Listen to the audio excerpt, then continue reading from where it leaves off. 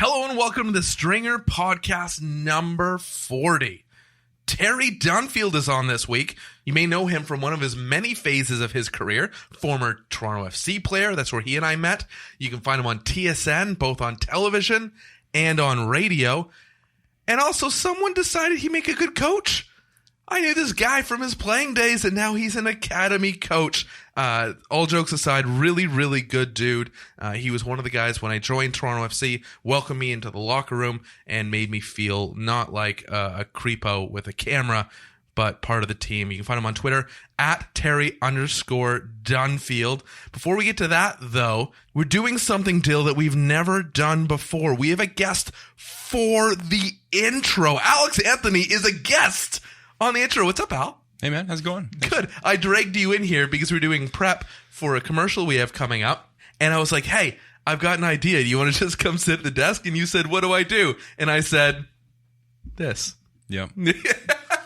Not a whole lot. I like it. But I think you can help us. You know, we have a lot of things to announce, so I think you can help us get through it. First up, we have the special guest. I promised you last week that we were holding on to the announcement for KJ and Caldwell, a football podcast live, February 28th at the Rivoli. You can still get your tickets for $20 at afootballpodcast.com. We have the first two special guests for you, more to come. And I thought, Alex, you're perfect. You're here. Why don't you break the news? You can be the breaking source. Breaking news. This just coming in from a football podcast live. Their first two guests are MLS Cup champions. Whoa. Justin Morrow. That's right. And Jonathan Osorio. Jonathan Osorio. Great guys. I met them the same year, actually, 2013. Justin Morrow, he and I threw a football around, and I think we talked about the upcoming Super Bowl that year in 2013. Jonathan Osorio and I went to an Orlando Magic game with Terry. It was the three of us, and I think Matt Stinson went, and Danny Couvermans was the fifth guy. I guess I say fourth guy because they were all on camera, and I was holding the camera. And oddly enough, coincidentally enough, this weekend, Toronto Raptors play the Orlando Magic. So it's like this first perfect trifecta of like Terry Dunfield, Jonathan Osorio-ness, all coming together in one beautiful grouping. It's great. But first, this is the part that Alex admitted earlier that he skips through because he is much more popular than I am. And so he doesn't need someone telling him what to do on the weekend. Yet every weekend I need to write it down on a planner what I'm going to do. So some of these are suggestions from Alex. The first one I thought was very fitting because it's DeMar DeRozan's return to Scotiabank Arena, and Alex and I teamed up with TSN producer and reporter Matt Chinetti to do a DeMar DeRozan essay, and this is the first time he's going to be back in regular season play pretty much since the time we shot that essay. Yep. Isn't it wild? That's crazy. Toronto Raptors, San Antonio Spurs, 7 p.m. at Scotiabank Arena. That's 40 Bay Street. We're going to do this little thing. We're going to play off each other. Hey, where can I find tickets? SeatGiant.ca. That's right. I feel like Billy Bean in Moneyball. I'm going to snap at you and then you talk. What's the promo code? Stringer. Oh, that's great. Moving on to Saturday, February 23rd. My Favorite Murder Live. It's coming to Toronto, 8 p.m. at the Sony Center, 1 Front Street East. This stuck out to me, Till, because you remember when we did the Just for Laughs tour that one year? What was it, 2016? 2017. 2017. And we didn't get to go to their show because we were actually shooting a game that night. But they had come, I think it was their first time in Toronto during the Just for Laughs tour, and they did it live. They're coming back Saturday, February 23rd at the Sony Center. Alex, where do we get tickets? SeatGiant.ca. And use promo code STRINGER. Sunday, February 24th, Sean Majumder, famous Canadian comedian. I remember him from This Hour is 22 Minutes, or a whole whack of Newfie jokes that he always told. He was from Newfoundland, so it's kind of okay. 7 p.m., Danforth Music Hall, 147 Danforth Avenue. You might see a theme going on here. It's a Seat Giant weekend. So, Alex, for the third and final time, where can we find tickets? SeatGiant.ca. Oh, baby, that's right. Using promo code Dylan, bring it. Oh, Stringer. That's right. SeatGiant.ca, promo code Stringer. Remember, if you haven't heard this enough times, I'm going to give it to you one more time. Our ideas aren't for everyone. You can do one of two things, though. Alex, I know you've got cool things going on all the time. You can either reach out to us, tell us what you have coming up, and we'll happily promote it at Stringer Podcast on Twitter, or events at thestringer.ca, or you can go to seatgiant.ca and figure out what you want to do on your own time. You don't need me telling you where to go, where to be. You got like moms to do that for you. Concerts, sporting events, theater, live shows, comedy. You thought I was going to say girlfriends, Alex, didn't you? Mm-hmm. Nope, not going to do it. Just go to seatgiant.ca and use promo code Stringer, and you can pick your own tickets for everything. So we got Terry Dunfield coming up. That's it for the weekend. We're putting it behind us. This is different. I'm not used to the 3-person energy. I know. We have to do this more often. I want to develop this skill. Terry Dunfield coming up after the break. Alex is going to leave the room. Terry is going to enter. Kind of, if in the magic of the podcast world, that's exactly what's going to happen. But I think, Alex, this is your favorite part. I remember you were on the podcast. I think you were number 28 is what we agreed. We agreed you were number 28. We researched it. Yeah, it was like fucking 12 ago. And I'm like, we agreed you were number 28. And you brought this in at the end. You wanted to announce this at the very end. So I'm going to bring you in, but I thought we'd do something different. I thought it'd be fun to bring games into the podcast, something we don't usually do. You guys can give me your answers on Twitter at Stringer Podcast or on Instagram at Stringer Podcast. And it's going to be guess that Family Guy character. So help us with this game. We want to be able to give out prizes. Who's your favorite Family Guy character? Do your impersonation. Well, hey there, Clay. You want to play me that sweet, sweet sax?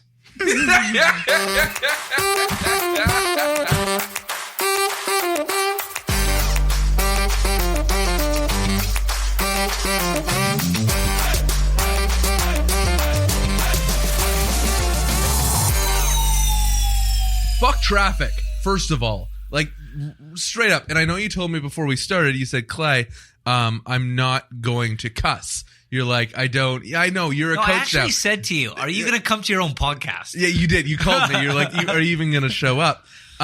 But straight up, and I thought of this as I was sitting in traffic on the way here, because we came from just about the same spot. And then according to Dylan, who called me right after you talked to him, we left roughly around the same time. But you beat me down. You were at the training ground, obviously. Yeah. Up in Downsview. Up in Downsview, Toronto FC's training ground. I was a little bit more east, but I was a little bit more north. So I was Young and Finch. And I was like, okay. And you do this weird thing in your brain where you cross off a whole whack of routes. Right? Do you do that? You're like, okay, no Allen Road. No Allen Road. Yeah. Never I'm going to Road. gamble on the DVP. Will you? Yeah, you roll the I did dice today. Yeah. Oh, see, I'll do Bayview, and that's what I did. That's why Dylan and I were like, we had a cup of tea, we bonded out, and like I'm in the zone. You're coming in flustered. I'm ready to rock. It's like you got a good massage first. You're all warmed up. You're a finely tuned. It's like being a player again. I love it. Yeah, I was funny this morning. I was actually in the car driving in. So I get to the training ground. I try to get in at say 7:15. Is that really when you get in? Yeah, I'm on. You were never in that early when you played. I was always in the kitchen eating. But I've kind of had my 2 years grace of I'm in my transition period of going from player to I've been coaching for a while, a little bit in the media world, and I'm like, I've got to get back after it now, and especially on like the well-being, looking after myself, and I'm now 5 weeks and 3 days into working out every morning. Really? Congratulations. Yeah, thanks. Who needs New Year's? Like, who needs that demarcation point when you can just be like, I'll do it when I want to do it, and I'll set my mind and heart on it and just go. Yeah, and I don't know why the penny dropped or what. It was just, it just takes time, I guess, and every kind of cliche or that transition period going from playing for 17 years, you actually go through and live in your own kind of way, and it's a little bit tricky. But yeah, I feel great for not only physically, and my tracksuits aren't quite so snug now, but I'm enjoying it, and my head's clearer. But going back to my story anyway, so I'm on my drive in, and I actually like my drive into work. My 30 minutes from Yonge and Bloor to the BMO training ground at Downsview. I put on my Sirius FM and have the coffee. Is it Coffee House? What is it? The Coffee House? Coffee House, yeah. So it's super tranquilo. I'm a podcast guy. Right. So no music. But you're all like super chill music. Yeah. Like you put yourself right in like a zen zone. Yeah, I just kind of like switch off my emails, turn my phone upside down. Obviously, I don't text and drive, and I just I just kind of like Terry Dunfield always follows the rules. Yeah. That's kind of like my time. So actually kind of driving here, sitting in a little bit of traffic is okay. This is my my zen. I don't have a dog, but this is my time. I don't have a dog. Like my drive is the time where I just like, so it's like my dog walk. Right. Completely. I was inspired actually by Dylan because Dylan lives. You should have seen Dylan's face, by the way. He was like, me? Shaggy? He is roughly Bloor and Dufferin. No, Bloor and Bathurst. I know his life story. Did he? Yeah. You've done this already. He's actually lived there for 3.5 years. I know that because I've driven him home a whole whack of times. I know that because I was waiting. Bad friend. No, he walks into work every day and walks home. And we're in the East End, and he ain't in the East End. He's in the West End. And so unless I didn't sleep the night before or something, I walk into work in the morning and walk home. And it's my 30 minutes. It's like 25 to 27 minutes. And that is the same thing that you get, where you just kind of ease into the day completely at your own pace. And I realized that the weather doesn't even bother me as much as I thought it would. I thought it'd be like, yeah, I'll do it until it gets cold, and then I won't do it anymore. But now I want that 30 minutes, and I almost need that 30 minutes to be a better human being when I get in here and greet Dylan and Sean and everyone else each day. I don't even, you put on an extra layer, sweatshirt, gloves, whatever it is, and I go and I really enjoy it. Yeah, it's kind of just an opportunity to take your mind. What you have your mad scientist idea, or you put together mad scientist a plan, or whatever it might be. And I'm getting old saying stuff like that. 36. Are you 36? I got my pension last year. Are you kidding me? In England, so you're the cane's in the mail. Yeah. That's all I got was a sugar cane. I got 3 pounds. Don't spend it all at once. Actually, a funny story. So in England, at 35, you actually get your pension, and at the end of your playing career, and then it's part of the PFA scheme. And whoever was investing it did a rubbish job. But so I hope no one from all of England or the FA will listen to this. But my buddy I played for Man City with was Richard Edgehill, and so. Very good career, captain of Man City, and he was okay with his money. He had a few crosses with lots of diamonds and watches that he probably resale value is not that high. Completely. But as one does. But you know what? Like, you have to. It's part of being a professional footballer. It's just part of your environment, or your living costs are high. And you think of sneaker culture now? Like, sneaker culture really plays into it now, where someone will get a pair of Yeezys for like a couple grand, and you're like, whoa. But you kind of have, if you're not driving the Rolls Royce, you got to have something that you prize and you cherish. Yeah. And your studded cross will do that for you. Yeah, and maybe he was a bit insecure. So anyway, Richard Edgehill, he's one thing he said, I'm going to be good with my money. And then he had, Man City were crazy with promotions and relegations. He had a lot of promotion money come in. And whenever he'd get, say, a good check from promotion, he'd bank that in his pension. So 100 grand here, brilliant. 50 grand here, and he's probably not. If he's listening, I'm sorry about telling everyone your financial situation, and good luck with your next negotiation or job interview. Yeah. So anyway, you don't need the money. We know, but or it might work in his favor. We might be doing him a favor here. Where if he's in a big, he's up for an exec job, or he's going to go... That'll never happen. You never know. I love the guy. The football world is weird, where sometimes you're like, who's in charge of what? Yeah. Really? Good point. And it just happens. And that's, because the organization at the time needs someone to fill a role, and maybe that's a connective tissue role, right? Where they just know the people involved, or they know, a lot of their teammates became agents or whatever. Ole Gunnar Solskjaer.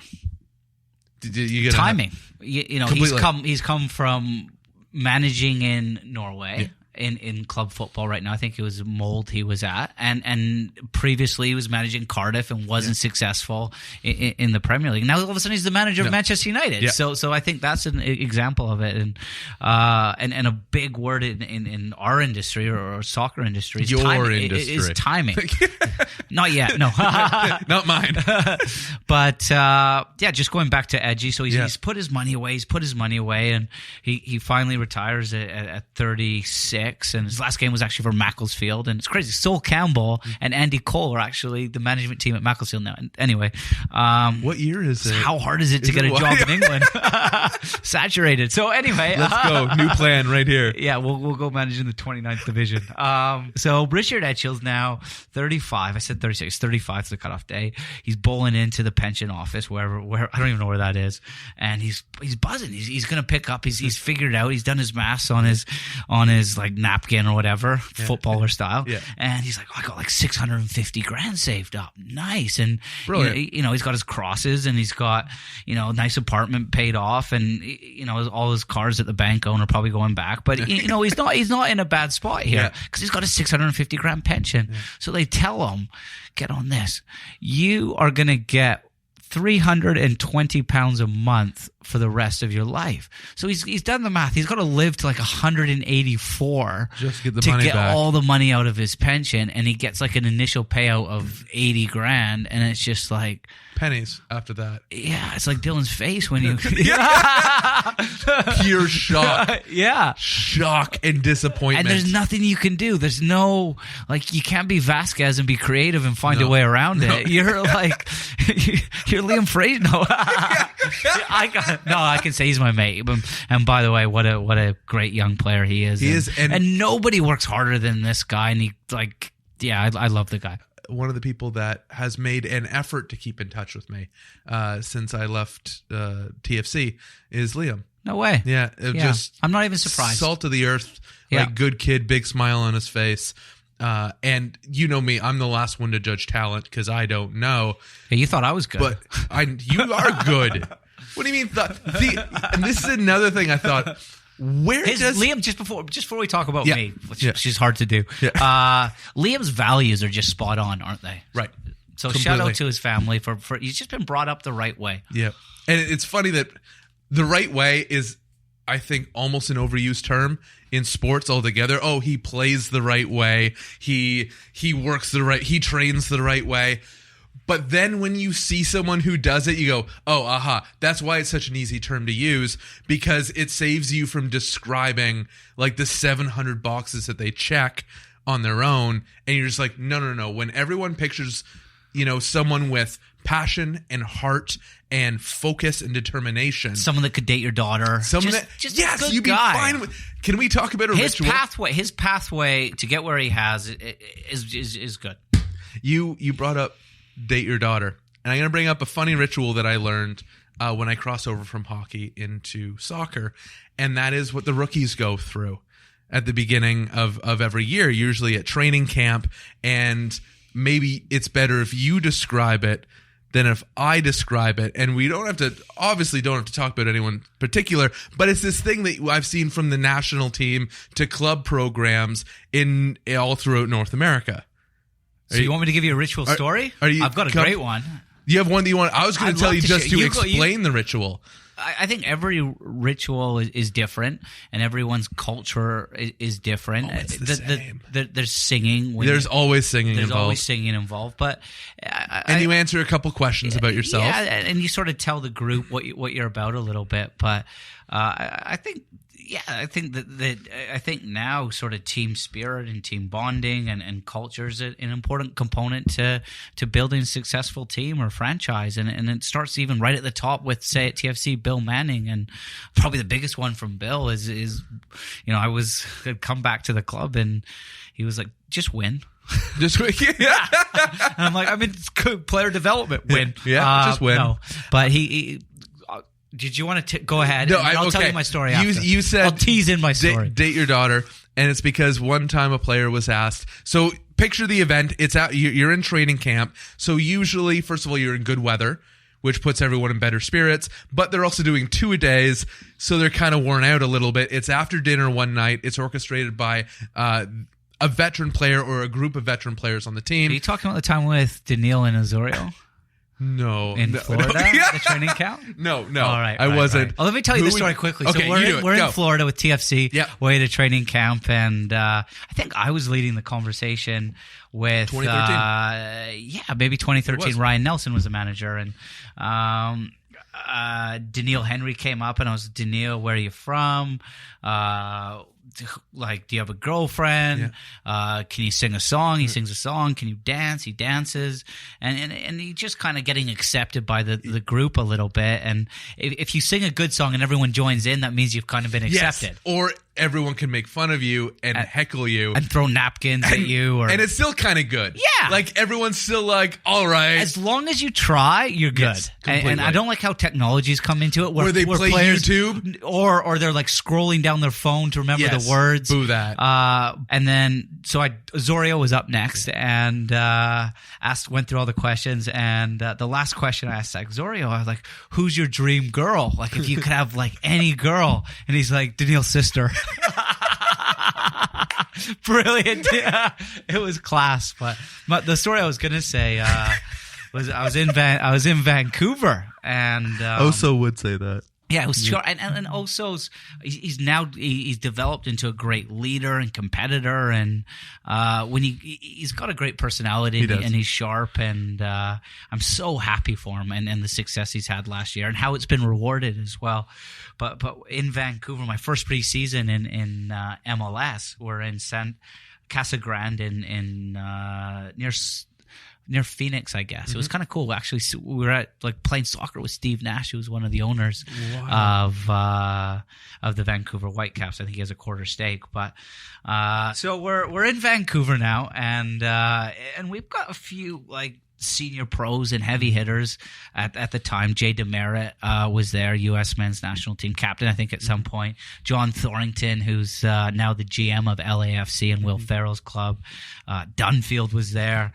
He's a Canadian legend. Yeah. Go down in his own head. Joe Cannon was there, and lots of young pros. And we were kind of just putting our team together. So Tater Tortosin, an Icelandic manager, was the gaffer at the time. Tater Tortosin. So he sits us all around in a circle, and we're saying, oh, here we go, another kumbaya session, or like, what's going on here? And it was actually kind of cool when we actually did it with the academy coaches at TFC today, and said something about ourselves and introduced the guy beside you. But so we're now sat around and you sort of give a little bit of your playing history and an interesting fact about yourself. Mm-hmm. So, for example, for myself, I was like, I grew up in Vancouver at 14, 15, moved over to England, played for Manchester City, was over there for 13 years. Great opportunity to come back, play for the Vancouver Whitecaps, my hometown team. Playing for Canada is a big part of my life. Interesting fact, something stupid. I was like, I wasn't creative. I was better than. I think I said I was double jointed, and I'm better than that, aren't I, Clay? I could have come up with something sexier than that. Anyway, I think it's because you had to talk about yourself and you weren't riffing off someone. You're so good when riffing off someone. No, oh, you are. Like, if someone gets you going and then you get them back, and that's my memories of you and Cooves. Yeah, is you just riff off each other. Yeah, he didn't even know I was hammering him. This is Danny Cooverman. He's my mate. And we're at, so anyway, Jeb Borowski, I don't know if you remember that name, just graduated from Notre Dame. I'm terrible with that kind of stuff. Notre Dame or Notre Dame? Notre Dame. Yeah. Because I sound cultured when I say it that way. I'm very cultured. No, very it's educated. Notre Dame. So Jeb Borowski, fresh, like, so excited. I'm going to be a pro soccer player, even though he could probably make like $400,000 a year with his engineering degree from Notre Dame. So, so Jeb talks. He's like, I'm from, I think, Minnesota, got his full ride and like won 17 championships at Notre Dame. And, I'm really excited to be here and learn from all you awesome senior pros. And, I'm at the show and I'm going to do everything to not let you guys down. And we're like, oh, we like this guy. Yeah. This guy's all right. And then he says, and my interesting fact is I'm actually an orphan. So, and it got a little bit emotional, and this is what this is all about. And I'm even getting goosebumps talking about it now. So anyway, a couple other people that obviously weren't that great spoke, so I can't remember their names. And then Joe Cannon steps up, awesome guy. He says, "Hi, my name's Joe," and I think he was like 35, 36 at the time, and he was going to give us some veteran presence at the back and all the experience in the league, and told us his story to where he'd gotten. And then he goes, interesting fact, and he slow played it quite well. He goes, "Yeah, my interesting fact, Jeb, I'm your dad." Give me a hug. Oh, the room erupted. But just at that moment, it was brilliant. All of a sudden, our room just came together and we were a team. Yes. So I'm all, I don't think you can fabricate stuff like that. I think, we're going to go bowling, team bowling. Yeah. I think that's, you're trying too hard. I think organically, whether you go through a tough training session or some crazy kumbaya session, eventually your team will hopefully, in the right environment as a coach that you put together, find a way to find an identity, find out who you are and what you mean to each other. Yeah. Well said. So that, in a weird way, 2013, my first year over with Toronto FC, for the group of guys was my favorite, and I'll never forget it. But I think that's partially because I was doing something new, doing something different. I was having to learn and counting on people to help me out with it and help me through it and help me understand. But I, too, had to stand on a chair, which I didn't think happened when you were staff. But I, too, had to stand on a chair. But they, at the end, had a special little challenge for me. The staff made you stand on a chair? In front of the team. You were there. What? You 100% were there. Go on. Jimmy had a nice container of cinnamon. Jimmy Brennan. I remember now. And the cinnamon challenge. Cello had sent me the video, because he still has it on his phone for whatever reason. Have you still got it? I still have it. You should put the link up. I will. So after I do my little I bit, remember this now. Yeah. Assistant coach Jim Brennan, now head coach and part owner of York 9, good guy, as you're about to find out, had a nice little container of cinnamon that he had the wait staff bring out, and he had a teaspoon. He's a little bit old, so he's ruthless. And he's like, "You know what this is about, don't you?" And I'm like, "Yes." And he's like, "Go do it. Have at it." So I had to spoon out my own amount, and that is the damning thing, because if you barely put any on the teaspoon in front of a whole group of men who play on a soccer team and all you do is hold the camera, you're going to be found out really quickly. And so you do what one does, and you do a heaping spoon of cinnamon, because you're like, well, if I'm going down, I might as well make it spectacular. And I thought I had it figured out. I thought if I flip the spoon over and drag it down my tongue, because it's all about moisture and lack of moisture in your mouth with that much cinnamon. I'm like, I'll use all the gunk that's on my tongue. Did you have a heads up? Not to kill the seasoning of your story, but so this was your thought process while this was all going in the completely. Moment. I'm like, I'm going to own this because I just got off the chair and I didn't have to sing. Instead of singing, I had to answer the questions, but I got the spoon. I'd probably take that if I had an option before singing. I hated singing. I used to sing "Bye Bye Miss American Pie," which was only because I knew the words to it well. And it just took the Chevy the levee, now the levee is dry. Yeah. Good old boys drinking whiskey and rye. But that's all I know of the song. That's all I know. Yeah. I just kept repeating it. And eventually someone laughs or gets on board. And I'd pay somebody on. I'd be kind of, make sure you sing with me. Yeah. You pay them. The beauty of having went to Manchester and started your career there, had you gone to Sigma, you wouldn't have had the cash in the pocket to be able to pay someone to help you. How did I not do Oasis or right? By that was my first wedding song, by the way. How hard is it to dance to Wonderwall? Very. I might be able to top it. Go on. Because I too was married for a short stint. It was that Aerosmith song. Remember from Armageddon? Really? Yeah. I don't want to take on. It's 7.5 minutes. I remember just going around in a circle because I couldn't dance like an idiot, being like, when will this thing end? And then it's Ben Affleck, and he's putting the animals over the girl, and And how can I live up to Ben frickin' Affleck? Yeah. Or Steven Tyler. Yeah. What a terrible choice. That actually makes me feel better, thanks. You're Finish welcome. Your cinnamon story. So I dragged it down my tongue and vomited everywhere. I thought I had it. For a moment, I dragged it down my tongue, and I was like, I'm good. And then I think I, give Jimmy a look and shoot him a gun. Oh, motherfucker, you got me. And it got me, and I had spewed, and Marcelo Casal, one of the great trainers at Toronto FC, that's been Still there, forever. doing an amazing job. And like what I'm impressed about Cello is his ability to continue to grow himself. He didn't just say, "Okay, I do a thing and I get paid money and settle." Like every good athlete, anyone good at business, anyone good at anything, he continues to grow and push his education and take on more and more and more, and not just say, "Well, I'm just one thing." But yeah, good mate.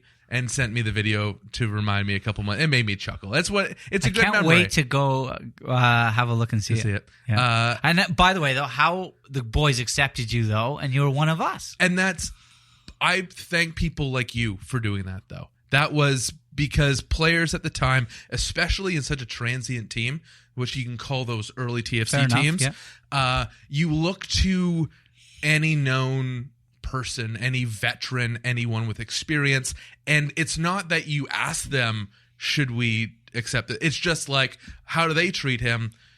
We'll do the same. And I look at you, and I look at Danny Couvermans and Darren O'D, and who was the other center back at the time? Danny Califf. Danny Califf. Did you hear what happened to Danny Califf? With the e-cigarette? Yeah. Blew out his cheek? Yeah. $10 million lawsuit. I think he won. I think he won too. Yeah. Do you know my wife bought me e-cigarettes? Hoping it would happen? Yeah. She's like, I want a free ride. So Come on, you should get into this. So if I offered you $10 million, but via an e-cigarette, you have to blow half your face off, would you? No. No? I'm very adverse to pain. That's why I don't think I ever did well in sports. Right. Like, so it's not like you just have like a solid scar on half your face. Not even Danny. Danny got like work done, and he looks good. He does. He got it all patched up. But it's so like, you wouldn't go through that little bit of trauma? I don't know. Are we calling it trauma now, or are we going to call it trauma? Well, the way Notre Dame, Notre Dame. Yeah, drama's drama's the it actually happening. So you're in a world. You're in a bit of pain for like $10 million is a lot. 20 minutes. Yeah. Did you? He was like shored up in a hospital for like a week. It's a few more than 20 minutes. You do it for 10 mil? See, it's hard. Well, I've already got. No, yeah, it's true. It's true because you spent your money well. Yeah. Saved all the nickels and dimes. And I've got my big pension coming. That's the pension rolling in. Thank you very much, English Premier League Players Association, whatever they call it over there. But you guys did a lot for me, and I appreciate it. And talking with mutual friend Stephen Caldwell recently, I said the same to him. And I said, I won't forget that, because you can, like, having a kid, no, I wasn't a kid at the time, but having someone bring a camera in, and then even at the time, like, I worked really hard, but I didn't have, let's say, full financial backing, meaning it still looked in the early days like a documentary that's in its early days, if that makes sense. It was also good for that reason too, and it was. I like it for that reason. I loved it. What about when we went to that Orlando game? I was going to bring that up. Do you remember the Orlando game? Yeah. Remember what? First of all, that two of the aforementioned players that we were just talking about bailed at the last minute. So I went out. I got 4 tickets. We made connections with Orlando Magic to allow us to go and film at the game, which was amazing. And you and Coovs obviously first on my list. And then 2 more veterans decided at the last minute, they're like, nah, I don't think so. I was like, what? Come on, man. Like, didn't Oso come? And Stinson. Yeah, that's Oso right. and Stinson came. And Matt Stinson's now coaching at Vaughan. I bumped into him 6 months ago. Wild, isn't it? And you could see the quality in Oso, and you knew he was just a budding star. Oh, yeah, 100%. I knew. I was like, Clay, you better get in and, start a relationship quick because he's going to be massive. I didn't know. He was just a nice kid. The next day was a nightmare. Do you remember what happened the next day? We went So I just got a new, sleeve tattoo on my arm. So I'm like, I need to get an Orlando Magic jersey for the documentary. Yeah, which was amazing because Toronto FC is owned by Maple Leaf Sports Entertainment. What an idiot. Thanks for the heads up there. Thanks. I'm a bad friend. But we put it in the documentary, made you explain yourself, and it ended up being kind of fun. Yeah, and I looked like I was doing some weights. You looked like You're a professional athlete. Oh, this is Terry at the end of his career. I was 28. So the next day, I was so unlucky. We had the day off. Yes. And Danny Califf, Darren, myself, and I think there was somebody else, the four of us. We were in Orlando. No, we were near Orlando. We were right close by to it. Disney. Yeah.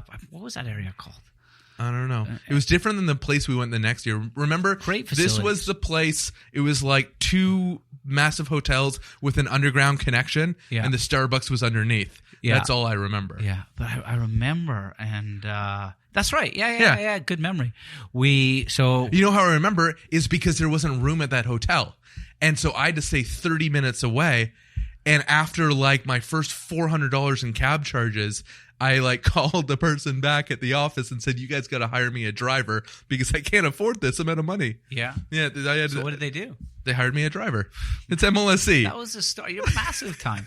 So get off. I just you know when you say like wrong place, wrong time kind of thing. It was one of those. Story of my life. And so we had the day off, and the four of us. Danny Califf was big into his music.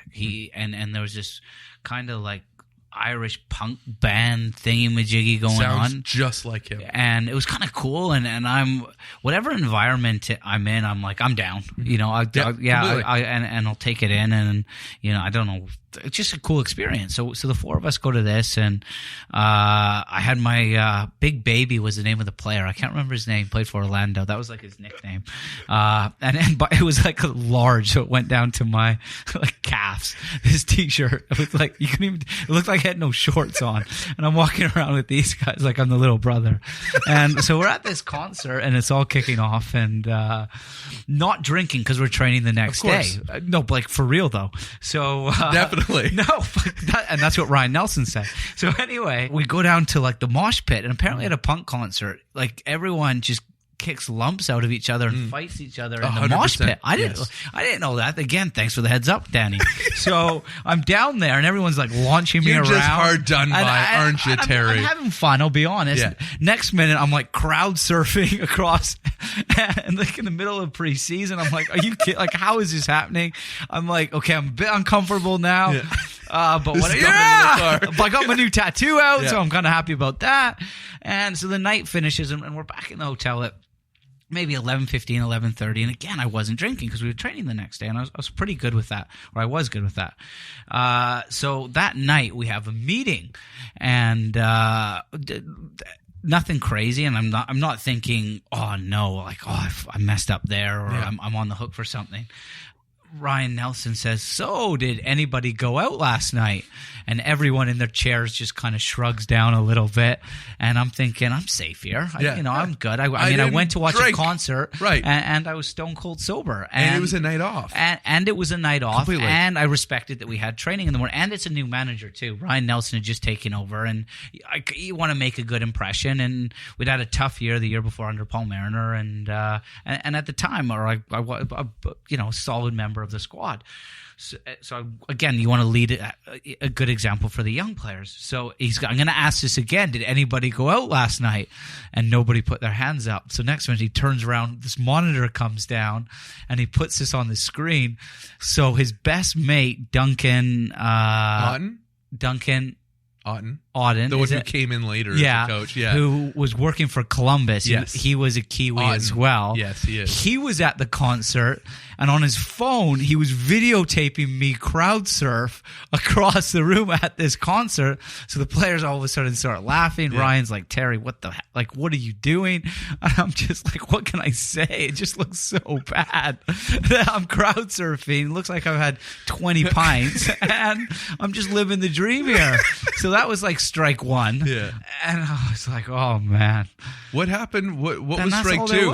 Because that was 2013. You didn't make it through the summer, did you? No. You were released that year. Yeah, I was kind of tough. So I started the season under him, played the first 5 games, and in training actually, the pitch at BMO's quite hard underneath. Mm-hmm. It gets slick on top. You've been on the pitch a million times.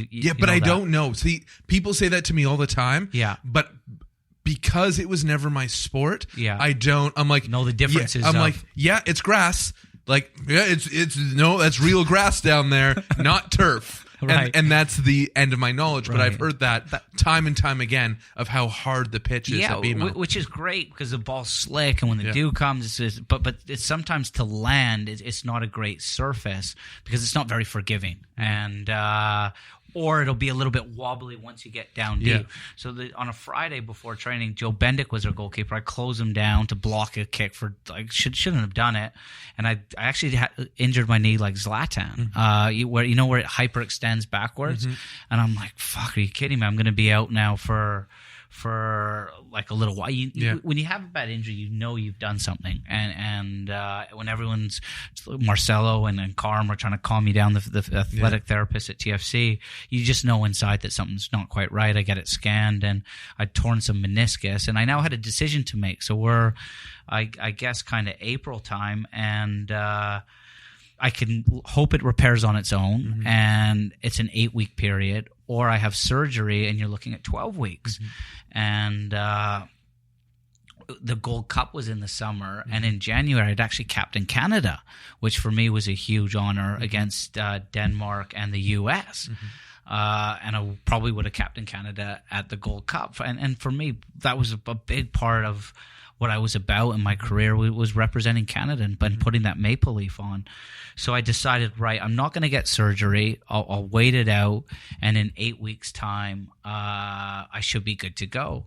So started training maybe 6.5 weeks later, and it was no better. I needed the surgery, and at that point, I told the medical staff, and the medical staff said, right, we'll speak to Ryan and the club and see where we move from here. And I was like, that's kind of strange. But what surgery meant was I was going to miss another 3 months and another good chunk of the season. And the club came back and said, look, Terry, we need your cap space. And, we think you're, an important piece to the club. And I've actually never told anybody this. We will offer you a coaching position, and whether it was at TFC2 was on the horizon, coaching them, or in the academy, or but I was like 30, 31, and I was the player of the year before, and I still wanted to play. I love the game, and when I'm playing football, I'm like a little kid.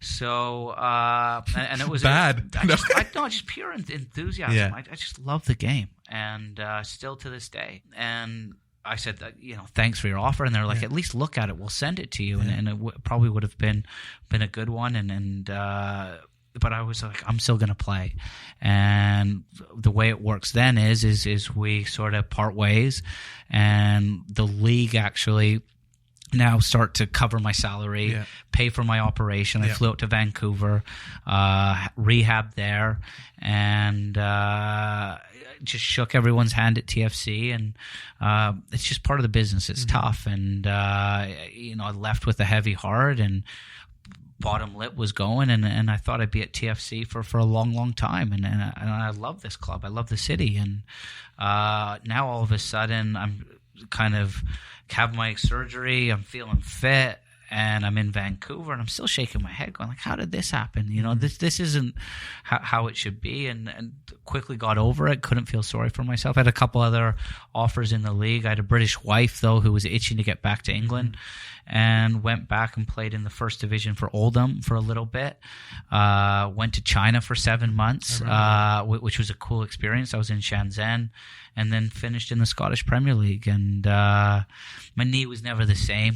To be honest, probably career-wise, it would have been probably better to take that offer up. But I was really fortunate, Clay, that I never, I guess, burned any bridges or never, just swallowed what happened. And fast forward probably from that incident 4 or 5 years, I come back and again start at the bottom and in the media sort of side and interviewing TFC2 players, calling TFC2 games. And fast forward another 2.5 years, I'm working full time in the academy and comboing that with a little bit of the media world. And I actually said to myself, I want to be Danny Dichio when I finished, and he was my inspiration. And So I'm really lucky, and it wasn't easy getting back into it. I didn't know Bill Manning or Greg Vanny or Tim Bezbachenko, and almost was like an intern starting at the bottom. But the journey is probably the best part, and we talk about problem solving and finding a way to achieve what your goals and my goal was to hopefully through all my experiences of playing be able to help the next generation. What is glaringly apparent about you is nothing, and I say this in all sincerity, nothing is below you, in the sense that, and that's when I remember when you came back, and although I didn't really know, I knew you had some talks about running one of the academy teams or working with one of the academy teams, but I don't know that side of things. I knew the media side of it though, and that was always like, it was from an outsider who doesn't, I don't truly know. I said earlier, I can't break down the game of football, but whatever role you were offered, you always played in a way that nothing was below you. If you were starting or you're coming off the bench, or where you were placed in the midfield, and what formation, which means what role you were given. And that just over and over and over again after you left.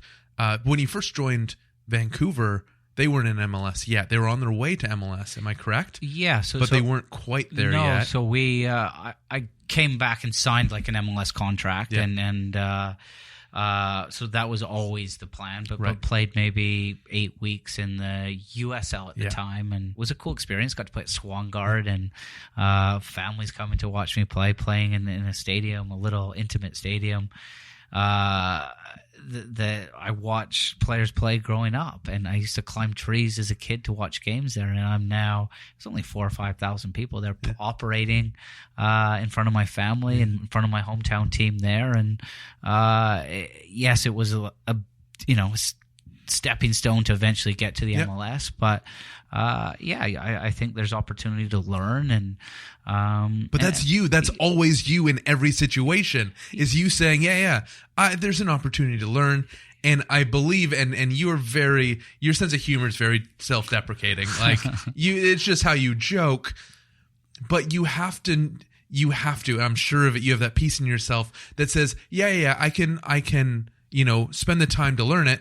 But then I can make the best of it. I can make the best of it. And I can do so. Like, I am the kind of person that is capable of learning something and being good at it. Not just like figuring it out and being okay, but you have the ability, and it shows 100% the broadcasting side and quite clearly the coaching side, that you can not just apply yourself to something, but then master it as well.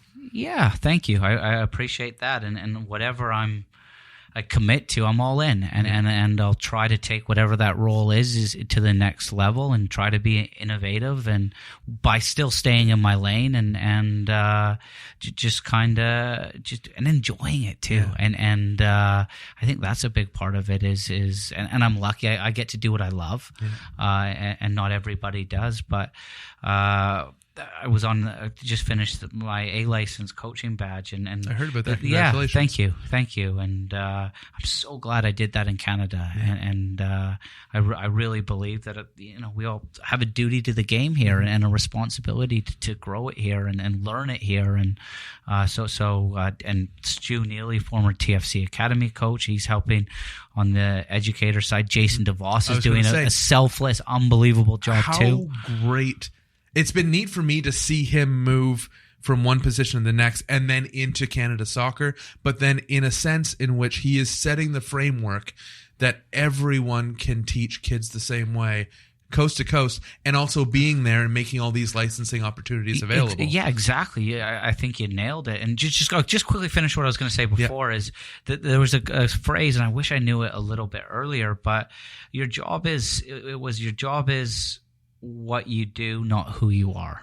And that really helped me with my transition of playing to coaching and whatever. Even if you've got a shitty job, it's not who you are. It's what you're doing, and I think people can see through that pretty quickly. And I think people want to surround themselves by good people and good, honest people, hardworking people. And you talk about character and commitment; those are important, and competence is important too. Don't get me wrong, but character and commitment are so important. Just to Jason DeVos, he's. I didn't really know him that well. He was a generation before me. Yeah. And there's a lot of hearsay, and it's a small world, the soccer world. But I kind of, watched him operate at TSN. I was his understudy. I spent 3 months at 6 a.m. watching him and seeing how things were done at TSN. And he was a little bit of a mentor, kind of, but he was busy with what he was doing, and he had a lot on his plate. Didn't really get to know him, but on this course, it was kind of cool. He is extremely selfless. He's a great leader, and he actually put ambition and getting to the top as a coach to one side, and he said, how can I really affect the game of soccer in Canada? And by educating the coaches and building a curriculum to help facilitate the quality of players here and whatever level that might be. And for somebody to put your ego aside and step back into a role like that is, how can you not appreciate that? And he's very good at it. At the same time, it is very, I'm going to say this with the utmost respect, DeVos of him, because he's the leader of leaders. And you nailed it. He's the leader of leaders. And if you choose to see it that way, then you don't see yourself stepping into the background. I couldn't have said it any better. Yeah. And I didn't understand that till I was part of this course. And it's a 1 week course. No, it's just 2 years. And it shows you how educated I am. No, it's okay. Then there's 2 residency parts to it, where you're away for 10 days, give or take. That's what I think. Yeah. That's what I knew of. So the first 10 days was in Calgary, and a month ago in December it was in Vancouver, and it was brilliant. Bob Lenarduzzi spoke, John Herdman, Kennett, the women's head national. He's brilliant. Yeah, what a soccer mind he is. Yeah, and his ideology or methodology is, it's just about making players better. Yeah. He doesn't care about the fame or money or Range Rovers or his name in the paper. He just wants to help players get better. It was kind of cool. And as an academy coach, it was pretty sort of easy to relate to that, because we're almost teachers. And that's what he is. In shorts? In shorts. Yeah. So, no, he spoke. Craig Dalrymple spoke about his 5 games in charge of the Vancouver Whitecaps at the end of the season when Carl Robinson got fired. That was interesting, about the challenges that he faced and learning from that. So it was a really good course. I've spent 2 days with Jason during 2 different of those. I guess it's a 10-day stint. Obviously, it is. That's what you said. But I've spent full days twice with 2 different groups. And no way. Just watching him, well, because I go in in a video media capacity, cool. right, for CSA. But just being able to watch him, and again, having seen him as a Canadian national player, having listened and really gotten to know him as a media personality at TSN, now to see him really take this over and make it his own, and really try to leave an image in the formation of the game in Canada. Change the game, leave a legacy. Exactly, and I love that. But as I said, I can see how that fits into his personality. Just because if he chooses to look at it that way, right, then he will excel at it, because a leader of leaders, 100%. Canada Soccer are lucky to have him. And I 100% would, I've seen it firsthand, just like you. Kennett and John Herdman, quickly, what a 1-2 punch. I didn't meet and get to know Kennett until after he took over the head coaching job for the women's national team, but he was the assistant coach, the first assistant to John Herdman. And after knowing who John is and how he operates and his kind of rapport with the players, I think he is kind of the epitome of a player's coach, you'd call him, right? He knows how to motivate. He's a big-time motivator, and he can reach everyone on each of their levels. Is John? John, yeah. Yes. And then knowing now that Kennett was behind him, who is such a mind. And it, not to take away from John, but when it comes to X's and O's, I don't think I've met a person that's blown me away in person more because, first of all, my scope of who I've met is limited, but no one has impressed me more than how Kenneth sees things and how he breaks everything down. And I'm like, oh, this is a neat phase for the women's team now because they always had him, but with him leading the charge, they can really shift gears. And what a neat... For Canada can really look at the women's national team and say this is what it can be in Canada. We don't have to think of ourselves as ranked 116th or whatever the heck. This is what the game can mean in Canada, and it's exciting and it's fun to watch. And they have such a connection with their fan base and such a knowledge. I feel like a lot of the knowledge of the game in Canada have come through what the women's national team has accomplished in the last 10 years. And not to take away from you and your time too. I enjoyed watching you play.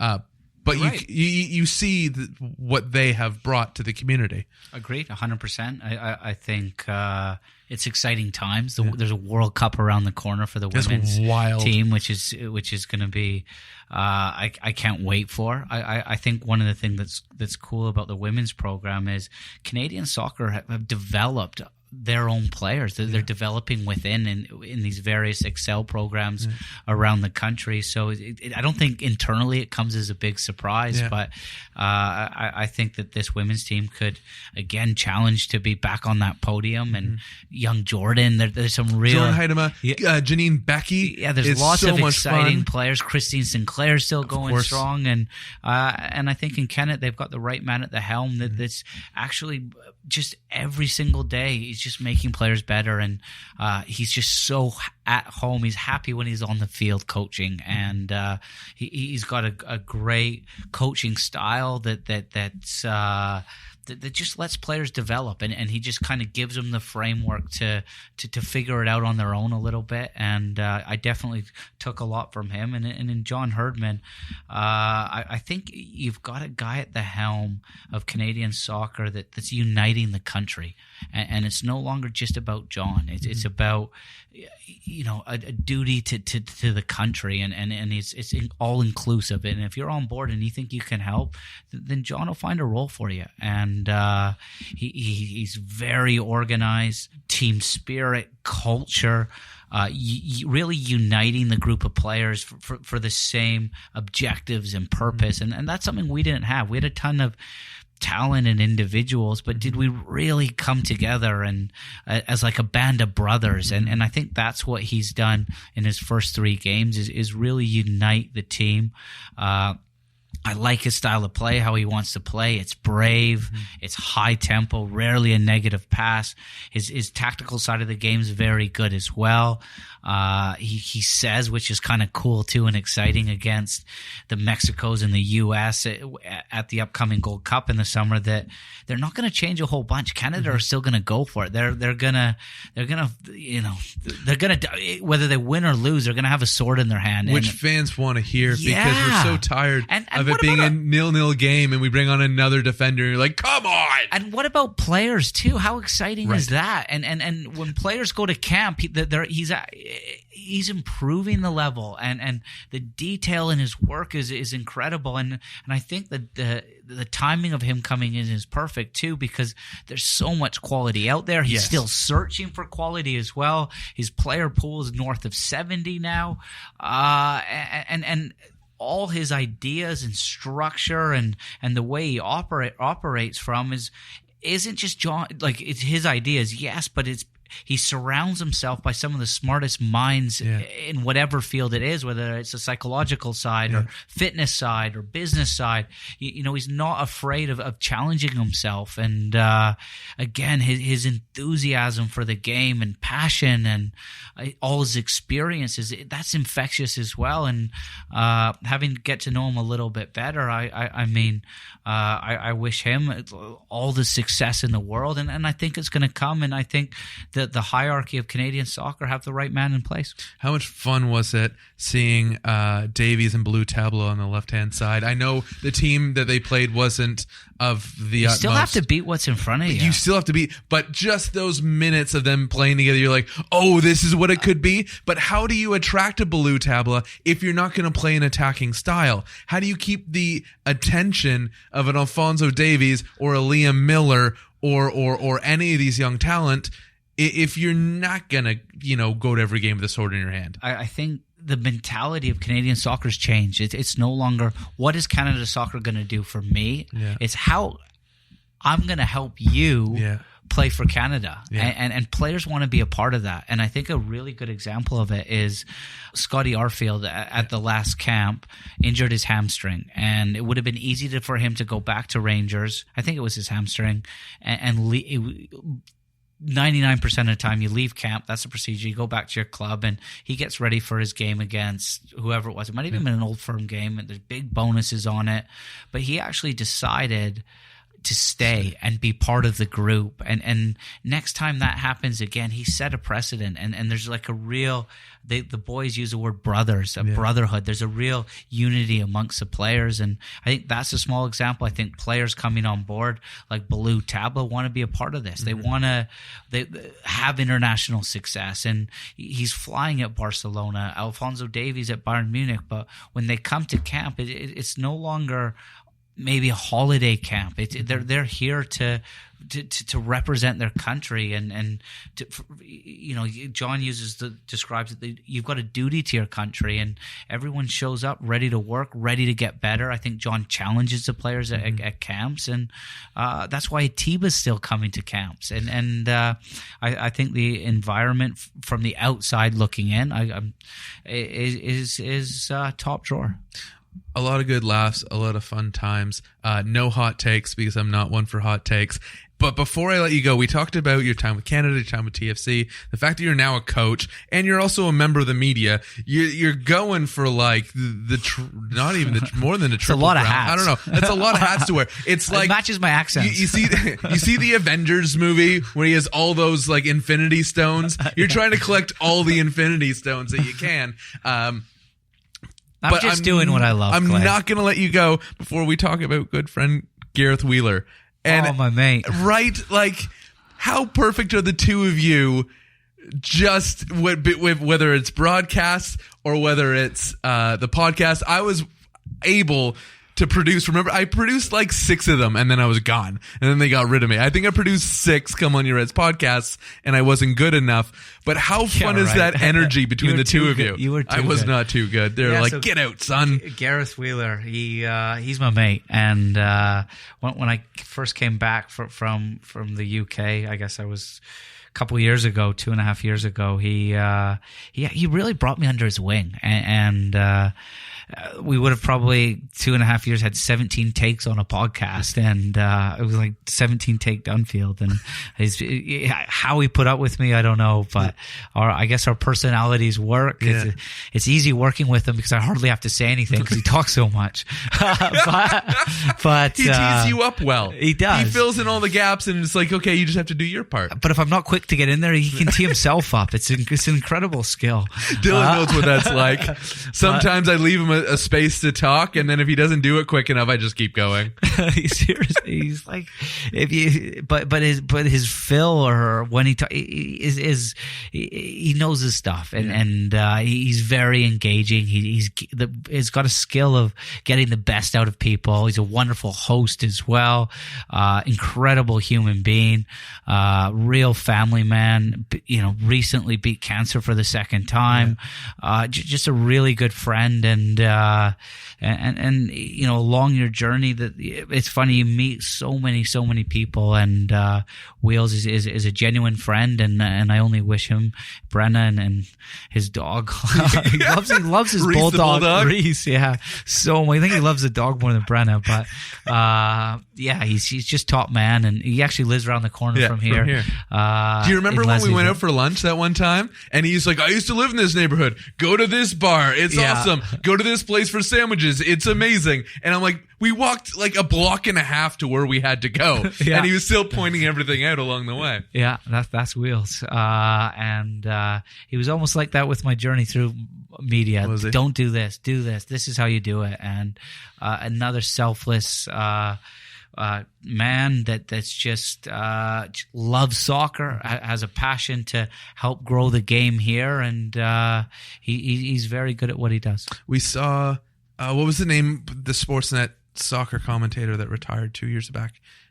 Jerry Dobson. Jerry Dobson. We saw him, and his send-off was really warm.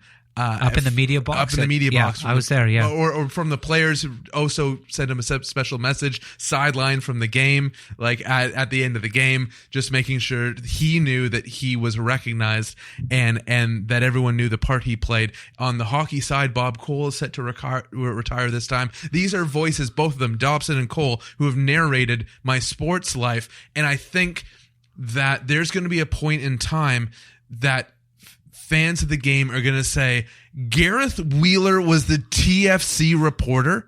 Like, and I'm saying that with all credit to TFC, the fact that like him, the guy that's been around the game for like decades and is going to be, I believe, very recognizable, going forward for years and years to come, especially with the 2026 World Cup coming to Canada, as well as Mexico and the USA. But someone's going to be like, holy shit!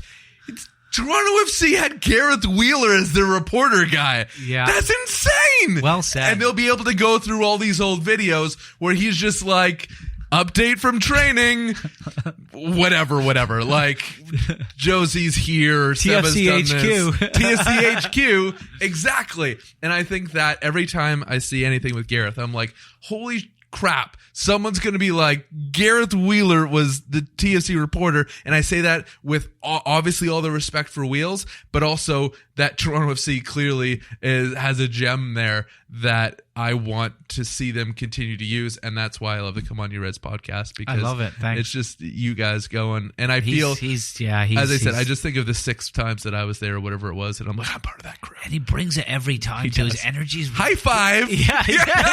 His energy is ridiculous. Oh man, he's incredible. Oh. Let me leave you with a funny story about how bad I was when I first started. I was trying to film one of those TFC HQs, and I was doing it down by the distillery area. Do you know where that little park is? There's this sort of, it's like an urban soccer field in the middle. Kind of a cool setting there with the backdrop of the city. It's between Parliament and Berkeley Street, right at the end of Esplanade. Esplanade ends at the park. I didn't know you designed the streets. So. That's my building. I've lived there for 9 years. Oh, I know that. Yeah. We used to see each other at the coffee shop all the time. And then you left me. I'm sorry. No, I didn't leave you. I know. I got kicked out. No.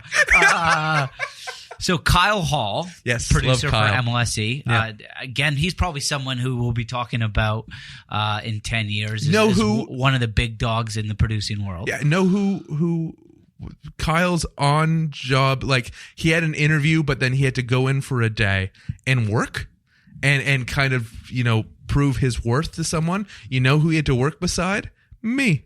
No way. He had to work with me for a night, and I had to, I'm not saying in any way that I taught him anything, but Kyle Hall, his first night, it was an evening of work, and I kind of had to show him some things and then assess how he is and then report back before they hired him. No way. And that was with me. I think Kyle's my best non-hire, but I love that guy to death. No way. Yeah. Awesome. That's a cool story. Good mentorship, Clay. Thanks. I just find the top talent and I let them be them. Caroline, another good example. Rachel Bonetta, not that I did anything with her, but it's funny as we start connecting the dots of all this talent that passed through Maple Leaf Sports Entertainment. And you think of, unfortunately, Goal TV Canada had to shut its doors. And you say what you will about the Leafs TV or NBA TV Canada networks, but there's so much talent that's passed through the doors there. Tessa Bonhomme on TSN. Yeah. Right? We talked about Wheels Tessa already. was reporting for TFC when I was playing. And that's wild. Yeah, she used to interview me. She's so good. I know. What happened, Terry? I don't know. Tessa and Terry. It just sounds good. But so I'm in this park. Yeah. And I'm pretty like a few months deep into the job, and Danielle Emmanuel, another incredible, like, super talented, amazing. What would you say, like, person in the industry? Yeah, she was a reporter on the TFC side. Host. Yeah, TFC side, she was mainly a reporter. Yeah, some host as well. Yeah. She's kind of found a few new duties, I think, over on the Leaf side, too. Yeah, she's in-games arena host at Scotiabank Arena. Yeah. Air Canada Center for all of you over the age of like 5. So I'm in the park now, and it's just Kyle Hall and I, and I have a coffee, and I bring him a coffee, and we're just let's do this, trying to create a mellow environment, and it's caffeine. I hear helps with that. No.